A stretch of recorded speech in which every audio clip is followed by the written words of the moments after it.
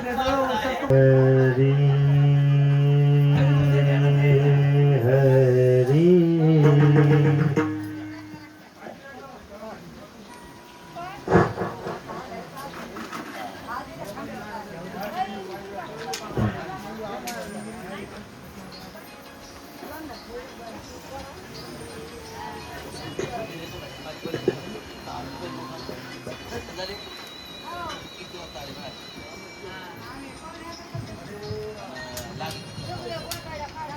झाले का पाणी प्या तुम्ही शांततेत माझे कथाने सुरू ठेवतो पाणी प्या कारण कसं पाणी तरी मला मला काय मी माझ्या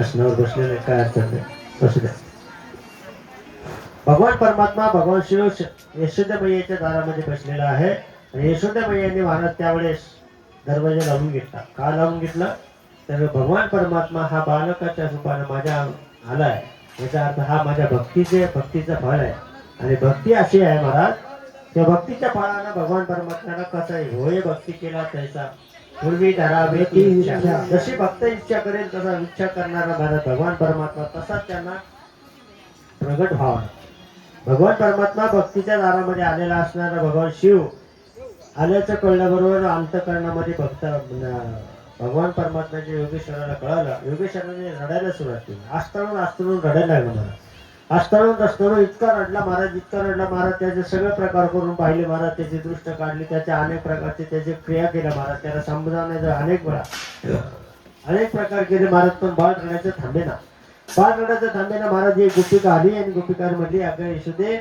तुला बाळ झाले नाही कशाला एवढ्या रडून देते एवढं असतं त्याला बरं पोराचं रडणं कसं असतं महाराज दम लागूपर्यंत रडत आहे ना त्याला आपण काय म्हणतो दम लागला त्याला है ना दम धरला आस्तळून रडतं महाराज भगवान परमात्मा आस्तळून रडत असताना यशोदेमाईकडे गवळण आली मध्ये काय यशोदे अगं तू बाहेर जे बसलेला गोसावी ना त्याला विचारून बघायचं का काही तुला आमच्या बाळाचं काही समजत का आमचं बाळ रडायचं थांबन का बाहेर बसलेला कोण होता भगवान शंकर आहे भगवान शिव आहे शिवजी बसलेले बाहेर आणि शिवजी बाहेर बसलेले असून सुद्धा ती गवळण त्याला म्हणते अगं यशोदे बघ ना ते बाहेर बसलेला गोसावी त्याला काही बाळाचं चेटूक चाटूक करते असेल काही दोरी बिरी घालणारी बघ म्हणजे दोरी घातली तर रडायचं थांबेल यशोदे मायाचं बी आई मायेचं अंतःकरण जागृत झालं महाराज अंतःकरणामध्ये माया उत्पन्न झाली आणि मग ती म्हणते काय बघ बरं विचारून गेली महाराज यशोदा माया विचारायला गेली यशोदा माया विचारले गेले हो म्हणले आमचं बाळ सकाळी 10 वाजून 10 मिनिटापासून जे रडायला लागलं तर आतापर्यंत जवळजवळ 12:40 झाले तरी रडते महाराज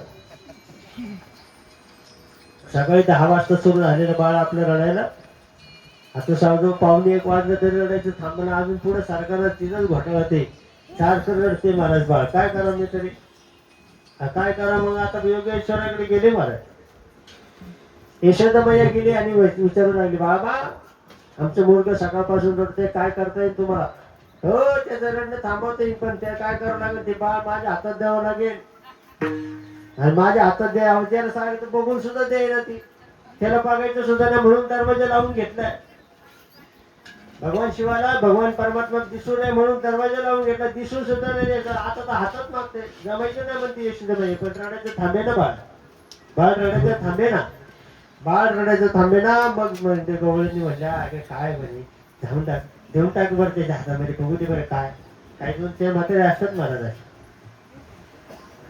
समंजसपणा करणारे म्हातारे असतात कारण त्यांनी ते अनुभवलेले आहे त्यांनी त्यांचं ते बाळाचं रडणं अनुभवलेलं आहे त्यांनी त्या बाळाच्या पिढ्या अनुभवलेल्या असतात आता जे अनुभवलं ते कसं हे तिला सासऱ्यासारखं माहेरच आहे खरे ना हे तिला सासर तसं माहेरच आहे की नाही वादळवाडी चालली आपली पुढे पण आता तसं नाही बरं थोडं बरं असं माहिती आहे दिसले नाही मला यशोदा माहिती होत आहे ज्ञानी आहे संयमी आहे ज्ञानी पण आहे संयमी पण आहे आणि गेली महाराज मग बाळाला उचललं पाळण्यातून बाळ उचललं महाराज उचललं अशी भक्तीच्या दारातून त्या भगवान शिवाच्या हातामध्ये दिलं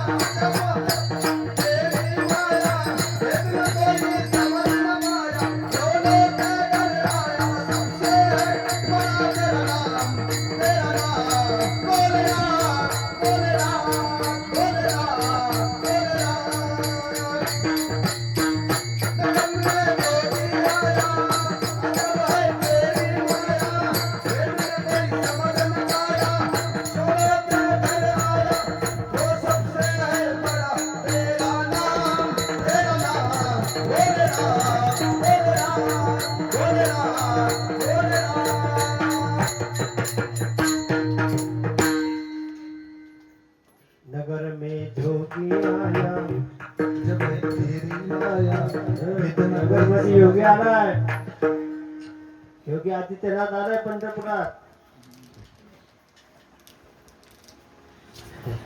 असू दे, त्यावेळेस युद्ध ते करावं लागतं महाराज. भगवान परमात्मा त्या रडत असताना दिवशी महिने उचलला महाराज. 4 दिवसाचा बाळ आहे. किती दिवसाला? अष्टमीला जन्माला आला, द्वादशीला भगवान शिव आले. किती दिवसाचं बाळ आहे? 4च दिवसाचं बाळ आहे. पण 4 दिवसाचं बाळ सुद्धा रडते महाराज. रडतं की नाही? जन्माला आल्यापासून रडायला सुरू होते ना आपली.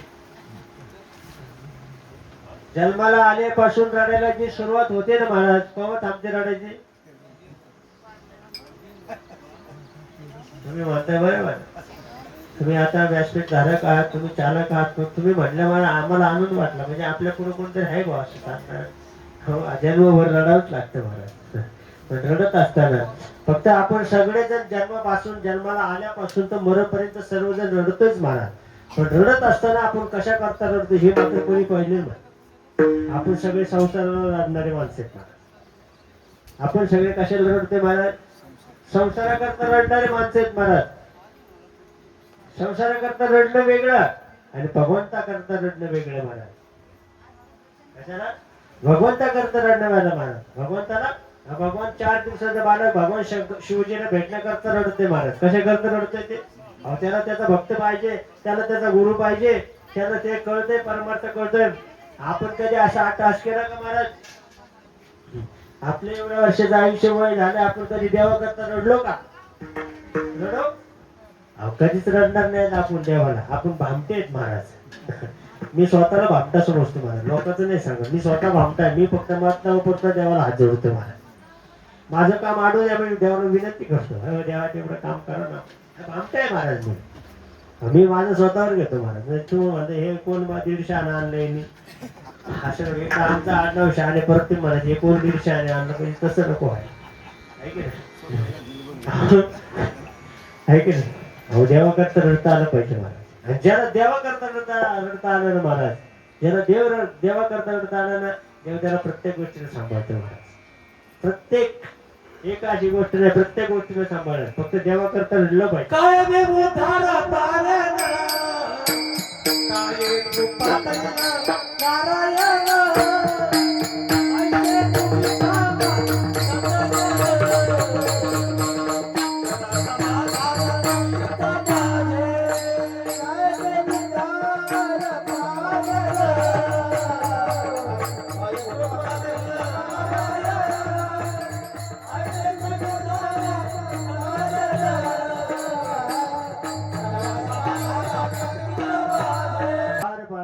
काय कृपा करील नारायण ऐसे सांगा तुम्ही संत जन. खरा समाधान चित्त माझे. असं समाधान झालं पाहिजे महाराज. चित्ताचं समाधान कुठे होईल? चित्त शुद्ध तरी शत्रुमित्र होती, व्याघ्रहीने खाते सर्पतया. चित्त शुद्ध होणं म्हणजे काय?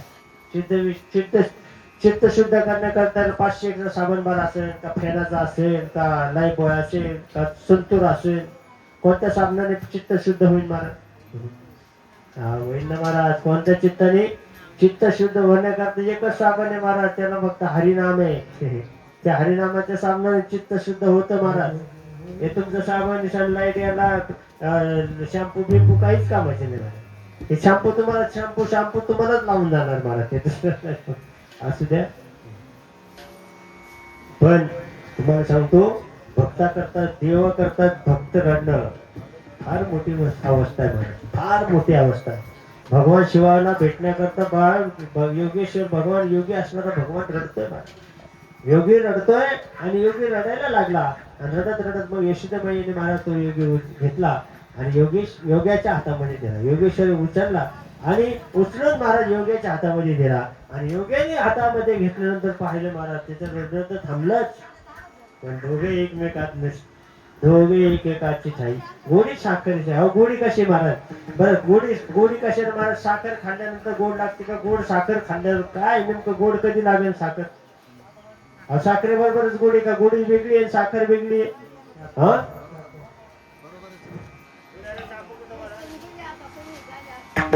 उदाहरण दाखवतो तुम्हाला. ही खडी साखर आहे की नाही? दिसायला खडी साखर आहे की नाही? म्हणजे गोड आहे का नाही? तर ती गोडी तिच्या बरोबर आहे का वेगळी भिन्न आहे? मग तिच्यात ती खाल्ल्यावर कळायला गोड आहे म्हणून असं खावं लागेल त्याला.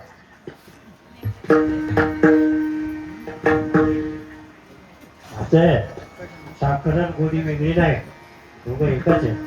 तसे भगवान शिव आणि भगवान विष्णू वेगळे नाही, दोघं एकच आहेत. एकेकाचे हृदय गोडी साखरेची ठाई. दोघं एकच आहेत मला. हातात घेतल्याबरोबर जवळ सकाळी 2 तास पासून ते रडणार बाळ म्हणजे 2 तासने जवळ जातो 10:15. आता जवळजवळ 1:45 झालं म्हणजे 3 तास झाले रडते बाळ. 10 ते 1 पर्यंत झाले म्हणलं मग 3 तास रडते बाळ. पण आपली कथा पुढे सरकत नाही. मी तरी काय करू महाराज? तर तिचं घाटमळत मी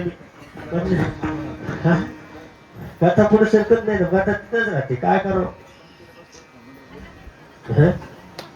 पंक्तीला बसल्यावर कथा थांबवावं लागेल असं. त्याशिवाय जमायचं नाही.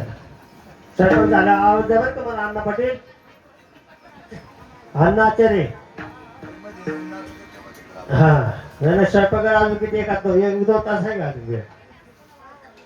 ओ अण्णा इकडे रामभाऊ म्हणते. भगवान शिवाने जेव्हा भगवान परमात्मा हातामध्ये घेतला ना मला, हातामध्ये घेतल्यानंतर दोघं एकमेकाचं रडणंच थांबलं.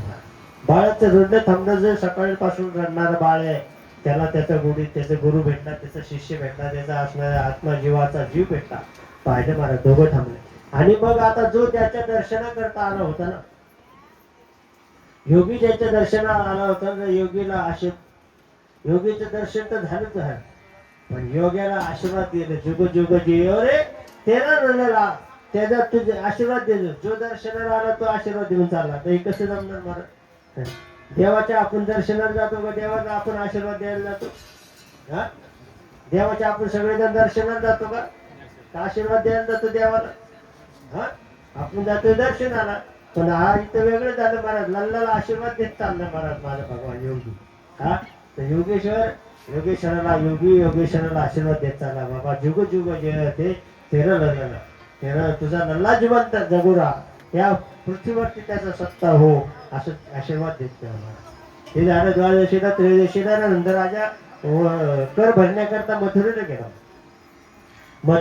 आणि मथुरेमध्ये गेला तो. पण मथुरेमध्ये एक नवीन कंसाला कळू लागलं. कंसाला कळालं की माझा शत्रू आहे, मला जो मारणारा शत्रू तो गोकुळामध्ये वाढतोय, गोकुळामध्ये आहे.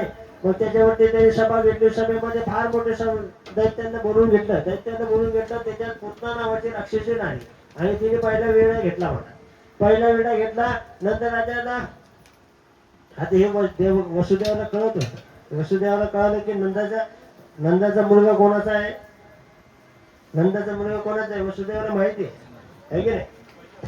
वसुदेव त्याला म्हणतात बाबा तुमचा मुलगी तुमची मारली कंसाने. कोण म्हणते? नंद म्हणतोय वसुदेवाला. मुलगी कोणाची होती? मुलगी वसुदेवाची नंदाची होती ना महाराज. मुलगी नंदाची होती आणि मुलगा वसुदेवाचा होता. पण वसुदेवाचं सांत्वन भेटण्याकरता गेला महाराज नंद महाराज. आणि नंद महाराज त्याचं सांत्वन करतोय. दादा तुमच्या मुलीला मारलंय बरं नाही बरं का आता कंसाने. आता तुम्हाला सोडून द्यायला पाहिजे. खूप त्रास दिला. 8 बालक मारलं तुमचं. कोण सांगते? नंद सांगते. नंदला काय माहिती तुझंच पोरगी मारली म्हणून. इथं खेळ आहे. मुलगी कोणाची होती? यशोदाबाईला मुलगी झाली आणि नंद राजाला वसुदेवाला मुलगा झाला. आदर बदल केले महाराज. आपल्या संसाठी करून ठेवला. संसाठी झाला महाराज म्हणजे आदला बदल. संसाठी नाम बदल आदर बदल करणे. आदर बदल झाला महाराज. पण त्या नंदराजाला सांगितलं, नंदराजाने वसुदेवाला सांगितलं बरं बरं ठीक आहे. पण वसुदेवाला माहित होतं पत्नीने आता विडा विचारलेला आहे, हे वसुदेवांना कारागृहामध्ये सुद्धा माहित होतं. कारागृहामध्ये माहीत असल्यानं कळल्याबरोबर त्यांनी नंदराजाला सांगितलं तुम्ही लवकर घरी जा. का असे देवाला सोडून तुम्ही जर संसाराकडे जर पळालात महाराज, देवाला सोडून जर संसाराकडे पळाला ना तुम्ही, तर देव आपल्यावरती संकट आणतो. काय करतो? संकट आणतो महाराज. फक्त देवाला सोडून जर आपण परमार्थ सोडून जर संसाराकडे पळायला लागलो ना महाराज, आणि मग पळायला लागल्यानंतर महाराज संसारामध्ये सटके महाराज संकटच येणार महाराज. तसंच झालं महाराज. नंदराजाला एवढा भगवान करतो असणारा भगवान परमात्मा प्राप्त झाला. काय त्याला मथुरेची गरज होती, काय त्याला कर भरण्याची गरज होती महाराज. पण संसार आला ना महाराज. संसाराच्या ध्येयनं नंदराजा मथुरेला गेला. मथुरेमध्ये कर भरला. पण नंदराजाने वसुदेवाची भेट झाली. वसुदेवाला सांगितलं बाबा नंद तू लवकर घरी जा. कारण त्या नंदराजा वसुदेवाला माहित होतं. वसुदेवाला माहित होतं की आता कंस काय शांत बसणार नाही. कंस काय करणार महाराज, त्याचा शोध घेऊन त्याचा माझ्या मुलाला मारण्याचा प्रयत्न करणारच आहे. त्याला काय माहिती हा जगाचा बाप आहे. कंस असे 56 कंस वाटत लावले त्यांनी, त्याला काय माहिती महाराज. पण बापाचं हृदय सांगतो महाराज, बापाचं अंतकरण तेवढंच असतं. कोणताही प्रसंग असू द्या महाराज, बापाचं अंतकरण रडताना दिसणार नाही महाराज, पण आतून रडल्याशिवाय राहत नाही. आईचं रडणं समोरून दिसतं महाराज, पण आतून काय गॅरंटी नाही वाटत. आई तशी रडते म्हणून, वरून फार रडते माझं लेकरू असं, माझं बाळ तसं, वरून दिसण्याकरता रडते महाराज, आणि बाप असण्याकरता रडते. एवढंच फरक आहे. बापाचं रडणं वेगळं आहे, आईचं रडणं वेगळं आहे. आईचं रडणं वेगळं आहे आणि बापाचं रडणं वेगळं आहे. असू द्या, आता ज्याला बसेल त्याला मी तरी काय करू, रेडीमेडचं दुकान टाकलेलं मी, ऐक ना. ज्याच्या मापाचं शर्ट आहे, मी तुमच्या मापाचं काही शिवलेलं नाही, पण तुम्हाला आलं मी तरी काय करावं त्याला. असं नको हो, असू द्या. वसुदेवाने सांगितलं बाबा लवकर जा. पण तिकडं पुतना निघाली महाराज. पुतना आहे ना, पुतना म्हणजे अविद्या आहे. अविद्या असते महाराज. काय अविद्या म्हणजे काय? अविद्या किती ठिकाणी वास करते महाराज. ती गोकुळात आलेली आहे. गोकुळामध्ये आले प्रत्येक जेवढ्या लहान बाळक भेटते महाराज, ते विषयाचं स्तनपान करते महाराज, आणि स्तनपान करून बालकांची हत्या करते. बाल हत्येनी आहे. पती पुतना कोण आहे? आणि पुतना म्हणजे अविद्या आहे. अविद्या किती ठिकाणावर वास करते महाराज? अविद्या 14 ठिकाणावर वास करते. रावणाच्या आसनाला सुद्धा 14 शिड्या होत्या. शिड्या म्हणजे पायऱ्या होत्या. किती? 14 होत्या. रामाला वनवास किती वर्षाचा होता? 14 वर्षाचा होता. आता हे रामायण सांगणारे माणसं आहेत महाराज, त्यांना तर पक्क माहिती मला. मी काय म्हणणार नाही 12 वर्षाचं म्हणत, पण ते म्हणतात ते बरोबर 14 वर्षाचा वनवास आहे का नाही? 14 वर्षाचा वनवास आहे महाराज. पण हे 14 वर्षाचा वनवास रामाला होता. 14 वर्षाचा 14 पायऱ्याचं सिंहासन रावणाचं होतं. आणि ही पुतना सुद्धा 14व्या तिथीला आली. कोणत्या तिथीला आली? कोणती? अष्टमी नंतर 6 दिवसांनी काय येते? चतुर्दशी येते, हे की नाही? चतुर्दशी म्हणजे किती? 14वी तिथी. 14व्या तिथीला पुतना येते. मग ही पुतना अविद्या आहे. काय आहे? अविद्या किती ठिकाणावर वास करते? अविद्या आपल्याकडे 14 ठिकाणीच वास करते. 14 ठिकाण तुम्हाला 5 कर्मेंद्रिय आहेत. किती इंद्रिय आहेत? कर्माची इंद्रिय किती आहेत? 5 ज्ञानेंद्रिय आहेत. किती झाले? 10 झाले. मन, बुद्धी, चित्त आणि अहंकार किती झाले?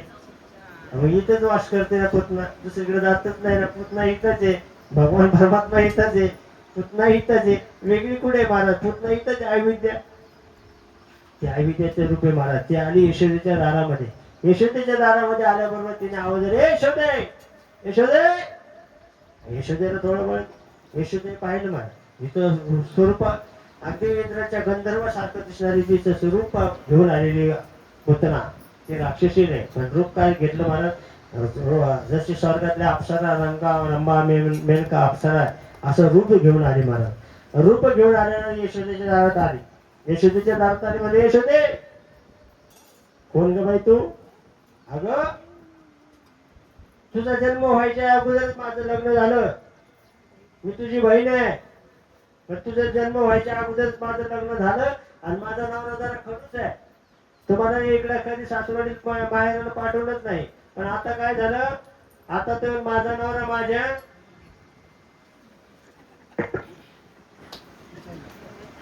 पुढचे बोलतच नाही बाहेर. मला वाटतं बोलावं पण ते मुठीत आला, मुठीत नवरा माझ्या मुठीत. तिचे रे बाबा नवरा माझ्या आता ती मुठीत आला म्हणली. आता ते काय झालं म्हणलं, ते जवळ माझं लग्न झालं ना तेव्हापासून मला माहेराला येऊनच नाही दिलं. काही येऊन नाही दिलं तर नवरा खडूस होता. पण आता काय झालं, आता म्हातार पण झालं, जरा वयोवृद्ध झालं का माणूस येतं महाराज आकडे. व्यसन जरा आवडलेली असती, व्यसन फक्त आवडलेली असते, त्याचं काय होतं करकुचे पडलेलं असतं यशनी, तर मग ते थांबावं लागतं महाराज. असते बाबा घरपुच्या पडल्यावर असतंय महाराज, आहे की नाही? तसंच आहे महाराज. अगं माझा नवरा थोडा खडूस होता, मला कधी त्यांनी माहेराला पाठवलं नाही. पण तुला मुलगा झाल्याचं मला कळवलं, त्याचा आनंद झाला. नवऱ्याला सांगितलं माझ्या बहिणीला मला भेटायला जायचंय, माझी बहिणीला आज मुलगा झाला, मला भेटायला जायचं. यशोदे, आणि मी तुझी बहीण आहे. कोण म्हणते? पुतना राक्षसीने दैत्य आहे. ती यशोदेला भावना करते. यशोदेमध्ये मला माझ्या आई वडिलांनी कधी सांगितलं नाही तुला बहीण आहे, कधी नाही. पण आता काय करा, यशोदेने सांगितलं बरं कशाला आधी तुला मुलगा झाला म्हणून खेळणं पाळणं सुंटावडा घेऊन मी आले नाही. त्याला मला फक्त तुझ्या मनाला बाळ पाहायला मला दे. तर ती म्हणली बाळ झोपलेलं आहे. काय झालं आता, बाळ झोपलेलं होतं का? आता सांग, भगवान परमात्मा झोपलेला आहे ही कल्पना सुद्धा करणं अवघड मला. भगवान परमात्मा हे महाभारती युद्धाचा प्रसंग होता, आणि महाभारती युद्धाचा प्रसंग म्हणजे सैन्य वाटपाचा प्रश्न होता. काय झालं मग, सैन्य आता ही नारायणी सेना होती, भगवान परमात्म्याकडे नारायणी सेना होती. ती 7 औक्षणी 7 औक्षणी सेना होती. मग ते वाटून घ्यायचं म्हणलं काय करायचं. अर्जुनाचं दुर्योधनाची वाटणी झाली. दुर्योधनाने 7 औक्षणी सेना घेतली आणि भगवान परमात्मा भक्ती याच्याकडे दिला. पण काय दिलं महाराज, भगवान परमात्मा झोपेचं सोंग केलं, आणि जो अगोदर मला दिसेल त्याला पहिली मागणी, जो अगोदर येईल त्याला पहिली मागणी. आता भगवान दुर्योधन आला, तो उशिरा, त्याला पायाजवळ बसायची लाज वाटली, तो उशीजवळ बसला दुर्योधन. आणि अर्जुन पाठीमागून आला आणि तू पायाजवळ बसला. आता झोपेचा उठलेला माणूस बघा असं पाठीमागून वळून बघा का अगोदर समोर त्याला दिसेल. झोपेचा उठला माणूस अगोदर काय दिसेल त्याला, पायाकडचा भाग दिसेल का डोक्याच्या पाठीमागचा दिसेल, पायाकडचा भाग दिसेल. पायाकडचा भाग ना अर्जुन नको त्याला, होय मागून दुर्योधन म्हणलाय देवा कृष्णा ते मागून आला, मी अगोदर आलाय. बरं म्हणलं मग तू अगोदर माग. मग काय मागितलं त्याने, शेण मागितली, मी भगवान मागितलं. विजय कोणाचा झाला, तो माझा भावा, तो माझा भावा, तो माझा भावा, तो माझा भावा, तो माझा भावा, तो माझा भावा, तो माझा भावा, तो माझा भावा, वेळोवेळी भावा, पांडुरंग, वेळोवेळी भावा, पांडुरंग, तो माझा भावा, तो माझा भावा, तो माझा भावा, तो माझा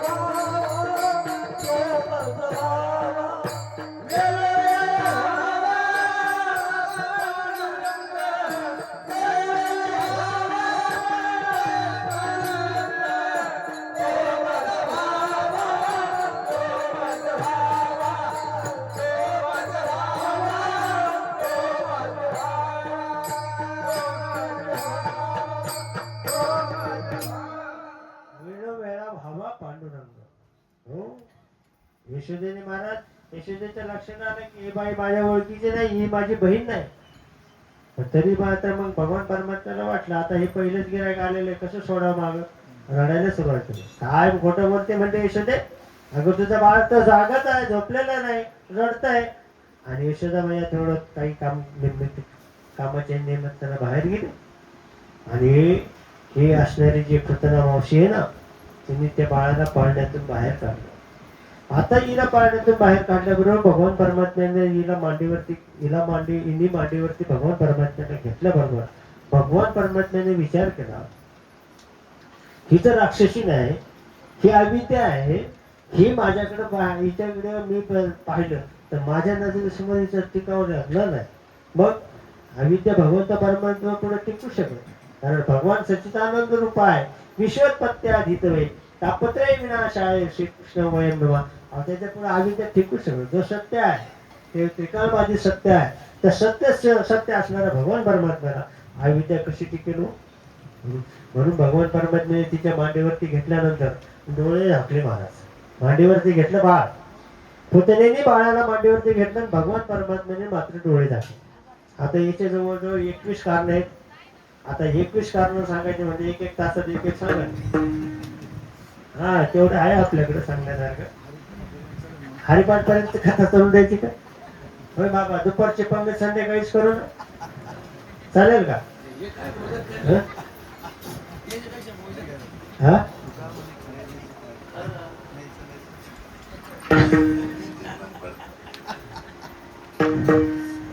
घर स्वयंपाक झाला का? म्हणजे अजून मला थोडी आयडिया द्या म्हणजे अजून. पण माझ्या मते बाबू इथून तुम्हाला सगळे समजूनच सांगावं.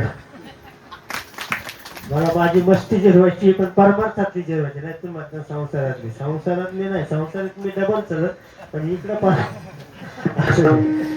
असू द्या. ठीक आहे, जाऊ द्या. बोलले कोणा एकदा क्षमा मागतो बघ. एखादा शब्द जाईल कोणाला अंत करून दुखवेल मला.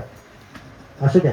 पुतना मांडीवर पुतण्याच्या मांडीवरती बाळाला घेतल्यानंतर बाळाने विचार केला. भगवान परमात्म्याने विचार केला की ही अविद्या आहे, ही माझ्यासमोर टिकू शकत नाही. म्हणून भगवान परमात्म्याने डोळे झाकले. डोळे झाकले पाहिले, हिचं पूर्ण चरित्र पाहिलं तर कोण आहे? पुतना ही राजा बलीची कन्या आहे. ही कोण आहे? राजा बलीची कन्या आहे. तिचं नाव रत्नप्रभा आहे, रत्नमाला आहे. काय नाव आहे? ही पूर्वजन्मी ज्यावेळेस बलीने यज्ञ केला, यज्ञामध्ये महाराज जेव्हा भगवान परमात्म्याने वामन अवतार घेतला ना, वामन अवतार घेतल्याच्या वेळेस त्यावेळेस भगवान परमात्म्याच्या स्वरूपाला पाहून म्हटली. आणि ती कुमारिका होती. ही रत्नमाला कुमारिका होती. आणि कुमारिकी असून सुद्धा तिच्या स्तनाला पाना फुटला. का बरं? एवढं भगवान परमात्म्याचं सुंदर मनमोहक रूप पाहिलं, एवढ्या भगवान परमात्म्याचं सुंदर रूप पाहिलं. आणि रूप पाहिल्यानंतर काय झालं महाराज? तिच्या स्तनाला पाना फुटला. की म्हणजे असं जर बालक झालं ना तर मी स्तनपान करीन. भगवान परमात्म्याने सांगितलं तुझं स्तनपान करीन मी, काय आता नाही, नंतर करेल. मग थोड्याच वेळाने काय झालं महाराज?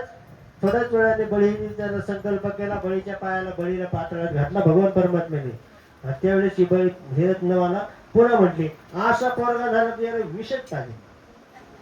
काय करेल? तीच रत्नमाला आहे ना महाराज पुन्हा होऊन आली. तीच रत्नमाला पुन्हा होऊन आली. भगवान परमात्म्याला माटे भेटली. भगवान परमात्म्याने डोळे का झाकले? दुसरं कारण सांगतो तुम्हाला. इथं बरीची कन्या आहे, डोळ्यामध्ये चंद्र सूर्य आहे. भगवान परमात्म्याचे जे सूर्य आहे चंद्र आहे ते डोळ्यामध्ये वास्तव्य करते. आणि सूर्यापुढे चंद्रासमोर अविद्या टिकत नाही म्हणून डोळे झाकले. बरं, तिसरं कारण सांगतो डोळे का झाकले? भगवान परमात्म्याने इथं वैकुंठावरून आलेला आहे. इथं आलेलं आहे दही दूध लोणी खाण्याकरता आलेलं आहे. आणि आलेलं पहिल्यांदाच विष खायचं. आता ही विष कोण पेत आहे? हे विष आपलं काम नाही. विष कोणाचं काम आहे? तिकडे पाईपलाईन फिरवा, तिकडे उसास काढा, इकडे आमच्या इकडे बंद करा.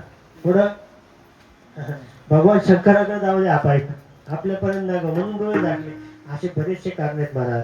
आणि पुतण्याचा उद्धार केला महाराज. पुतण्याला जो मोक्ष दिला ना महाराज, पुतण्याला भगवान परमात्म्याने तिचे प्राण पंचप्राण ओढून घेतले, सर्व जीव सगळं ओढून घेतलं. विष प्याला भगवान परमात्मा तिचं.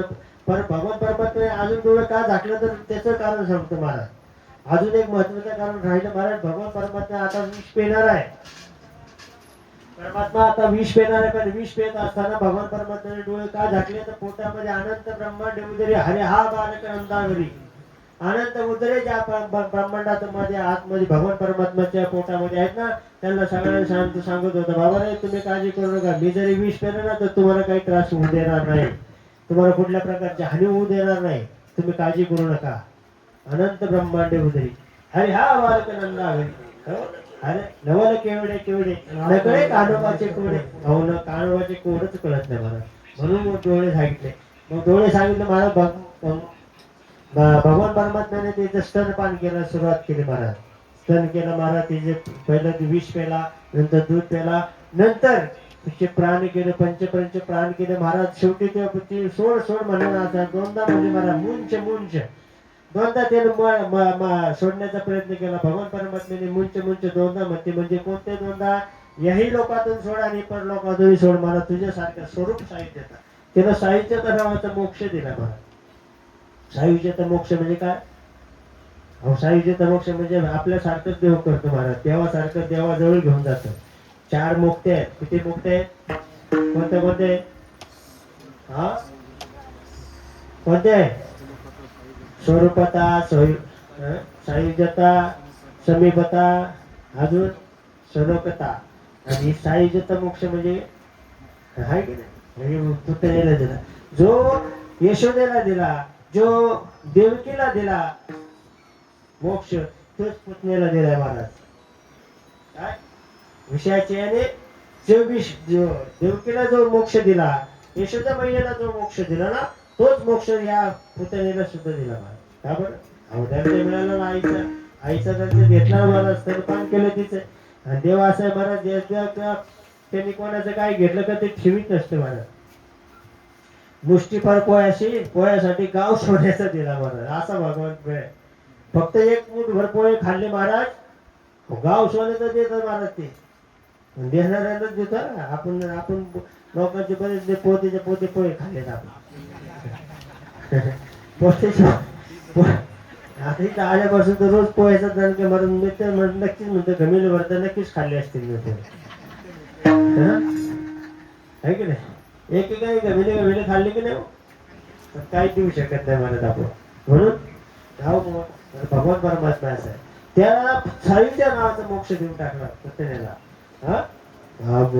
तिचा उद्धार केला मला, तिचा उद्धार केला. उद्धार केल्याच्या नंतर काय झालं, भगवान परमात्मा रोज गावामध्ये खेळू लागला, खोड्या करू लागला. भगवान परमात्मा रंगनिरंग ते तळहात तळहात टेकीत, तळहात तळहात टेकीत, डाव्या गुडघ्याना गुडघ्याने लागत, डाव्या गुडघ्याना गुडघ्याने लागत, डाव्या गुडघ्याना गुडघ्याने लागत. तळहात तळहात टेकीत, तळहात तळहात टेकीत, डाव्या गुडघ्याने डाव्या गुडघ्याने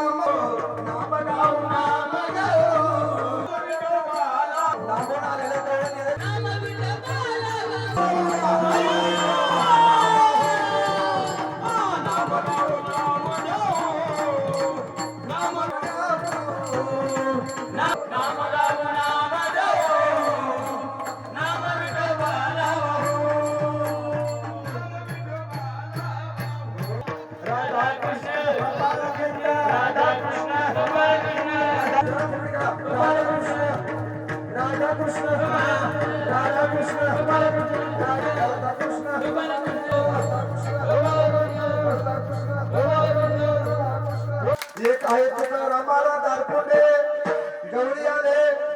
दुसरं नाव काय आहे? बेंद्रे महाराज आले आंबळ्यावरून गवळी म्हणून या ठिकाणी फुगडी खेळण्यासाठी आणि करा सुरू राधा कृष्ण राधा कृष्ण राधा कृष्ण राधा कृष्ण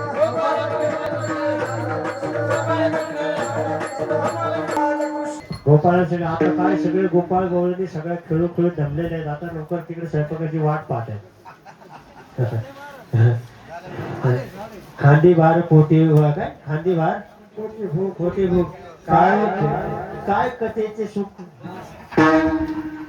आता तिकडे ते गोपाळ तिकडे ते मग अशी श्रीखंड आणायला गेले ते राम आणि ते गजभाऊ श्रीखंड आणले म्हणत तर आता इकडे उपाय यायला लागले म्हणून असं द्या. आले आले आले तुम्हाला आण द्यायला पाहिजे आणि ते मला दिसलंय त्याच्यामुळे माझं काय नाही पण सगळ्यांचे चल सुरू झाले मी कधी श्रीखंडावर ताव मारतोय आम्ही. असू द्या हा भगवान परमात्म्याचा खेळ आहे आणि याच खेळाच्या समाप्तीने ठिकाणी आज कथा इथेच विराम पावते.